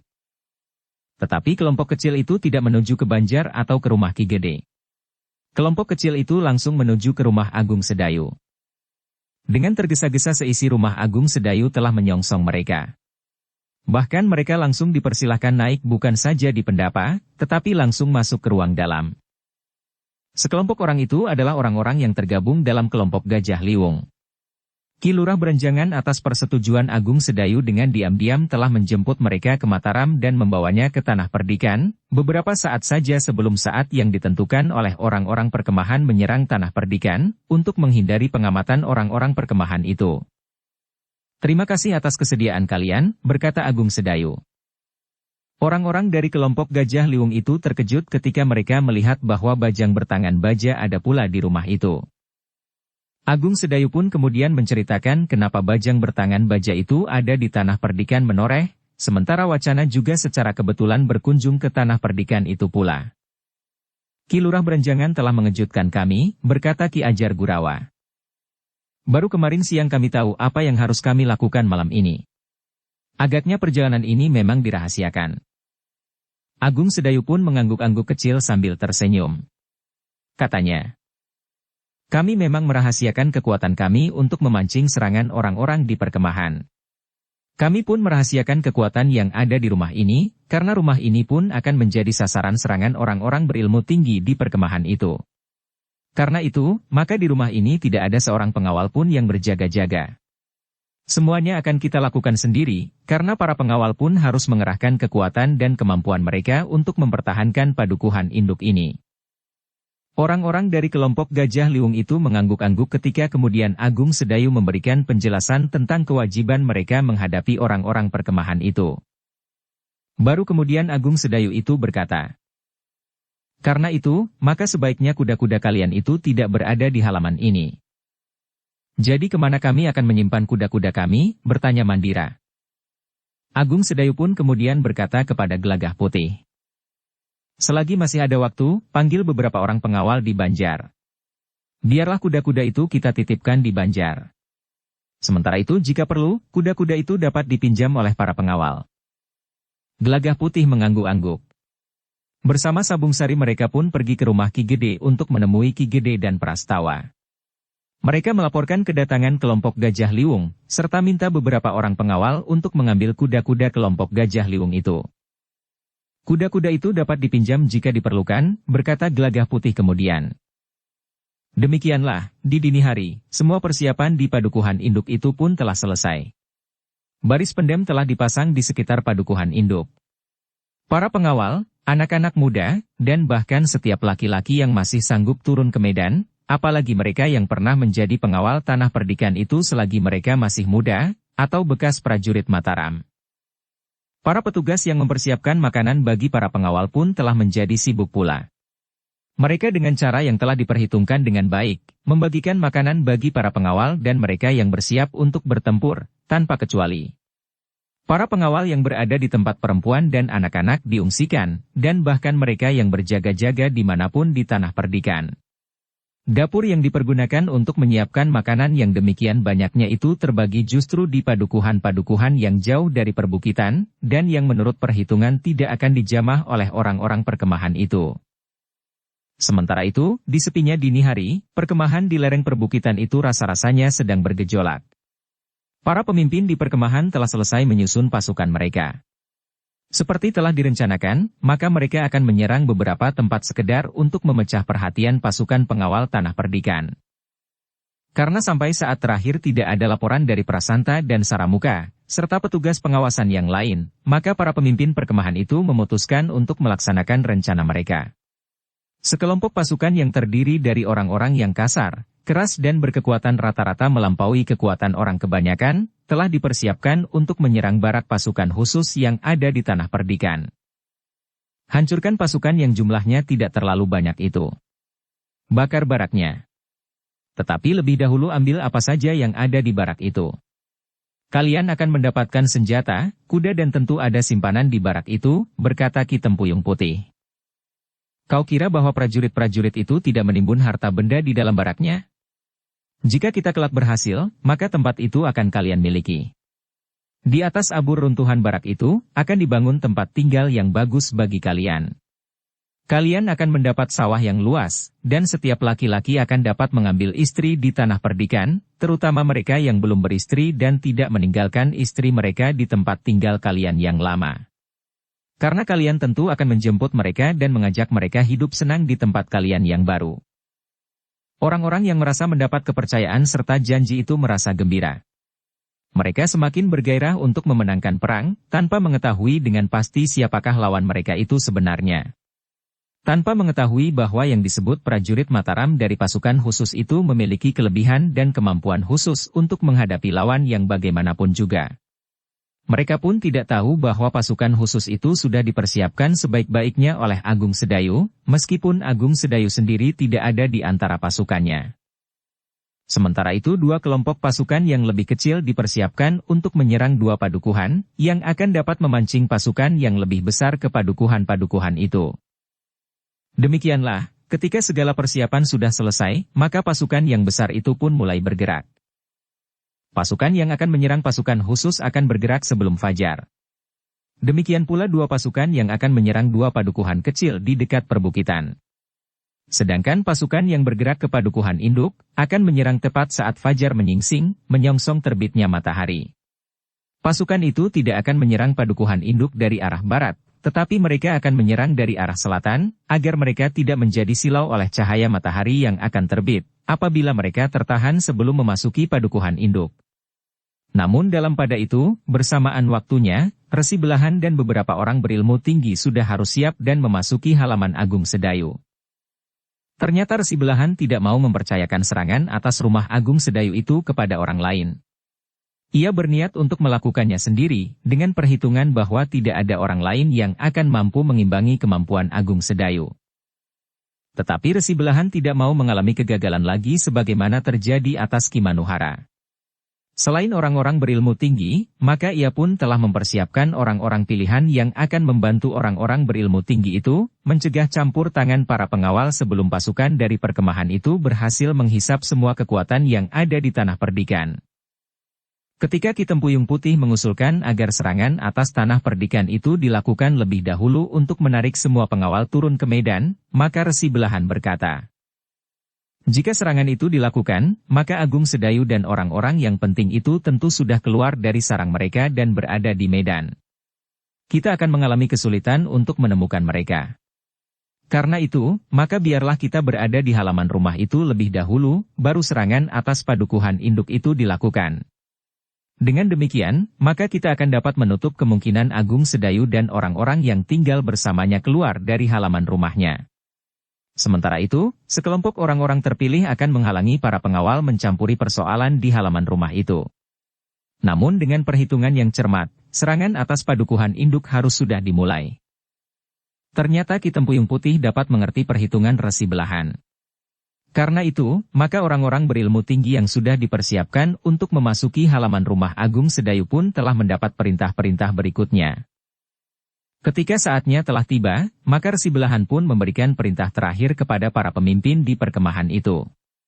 Kemudian dengan lantang ia berkata, "Selamat berjuang saudara-saudaraku. Kita harus berhasil menghancurkan kekuatan tanah perdikan. Dengan demikian kita akan mendapatkan apa yang kita cari selama ini. Saudara-saudaraku yang selama ini terbiasa hidup dalam pengembaraan sehingga tidak mempunyai tempat tinggal yang tetap dan baku, maka kalian akan segera mendapatkannya.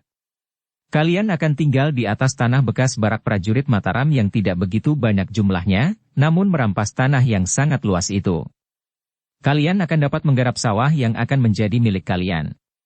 Sedangkan yang lain akan mendapatkan landasan perjuangan berikutnya. Karena di seberang kali Praga itu kekuasaan Mataram mencengkeramkan akar-akar kekuatannya. Memang harus ada pengorbanan yang kita berikan. Tetapi pengorbanan itu tidak akan sia-sia. Orang-orang di perkemahan itu pun hatinya menjadi mekar. Mereka merasa diri mereka pahlawan-pahlawan yang pantas mendapat penghormatan setelah memenangkan perang. Sementara perang itu belum terjadi.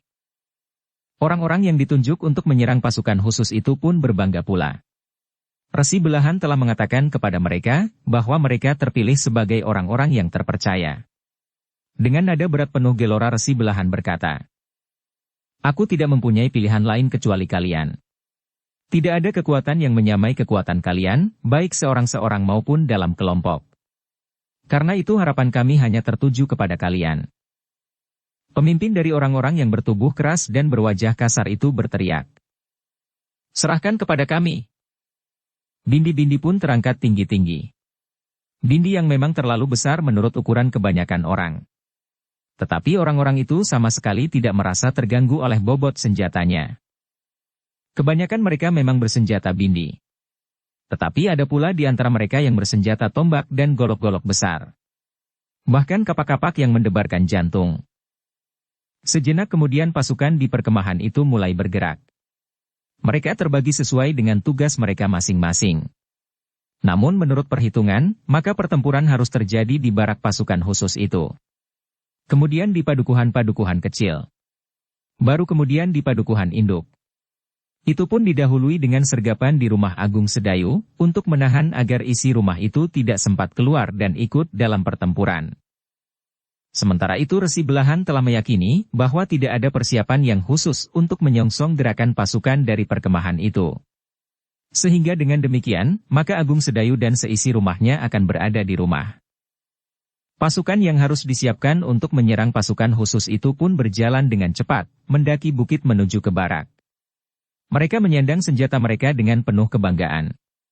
Tidak ada kelompok yang lain yang dipercaya untuk menyerang pasukan khusus itu selain kelompok orang-orang kasar dan berwajah keras yang terbiasa hidup dalam pengembaraan. Mereka merasa bahwa kelebihan mereka dari kemampuan pasukan yang lain itu telah diakui oleh Resi Belahan, sehingga Resi Belahan sama sekali tidak menaruh kepercayaan kepada siapapun kecuali kepada kelompok itu. Pemimpin kelompok itu adalah seorang yang tidak begitu tinggi. Tetapi tubuhnya bagaikan terbuat dari batu hitam. Ototnya yang mencuat dari kulitnya yang berwarna sawo agak kehitam-hitaman. Pundaknya sedikit terangkat dengan tulang-tulang yang menonjol. Matanya cekung, tetapi tulang pelipisnya agak terlalu maju. Di tangannya tergenggam sebuah kapak yang terhitung agak besar. Namun diikat pinggang kulit yang lebar tetapi buatannya kasar, terselip sebuah pisau panjang dengan sarung kulit pula. Dengan bangga ia mengemban tugas yang dibebankan kepadanya oleh Resi Belahan. Bagi pemimpin kelompok pengembara yang kasar dan keras itu, Resi Belahan adalah orang yang paling pantas untuk dituruti perintah-perintahnya di seluruh dunia. Bagi orang itu, penembahan senapati sama sekali tidak berarti apa-apa.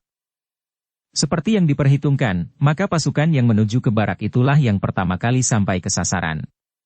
Setelah menuruni bukit, maka mereka bergegas menyusuri jalan sempit memotong arah. Pemimpin pasukan itu membagi pasukannya menjadi dua kelompok yang akan menyerang barak pasukan khusus dari dua arah. Sementara itu dua kelompok lain pun segera berpisah.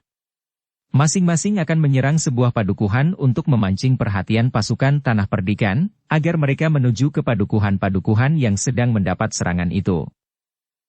Dalam pada itu, para pengawas dari pasukan khusus yang ada di Tanah Perdikan menoreh itu pun telah melihat kedatangan pasukan yang akan menyerang barak mereka.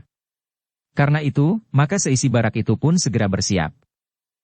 Namun seperti dipesankan oleh Agung Sedayu, maka sebagian dari isi barak itu justru sudah berada di luar barak. Mereka sudah siap untuk pergi kemanapun yang memerlukan bantuan mereka, termasuk ke padukuhan induk. Meskipun demikian, mereka masih juga menunggu. Jika pasukan yang datang menyerang barak mereka terlalu besar, maka mereka memang tidak akan pergi kemanapun juga. Mereka harus mempertahankan barak mereka sampai mereka yakin bahwa barak mereka akan selamat. Para pengawas dari pasukan khusus itu juga melihat bahwa pasukan yang menyergap barak itu dibagi menjadi dua bagian. Karena itu, maka dengan cepat mereka pun telah memberitahukan kepada pasukan yang masih ada di barak untuk membagi diri. Bersambung ke bab 412. Dukung kami dengan subscribe, follow, like, komen dan share. Terima kasih.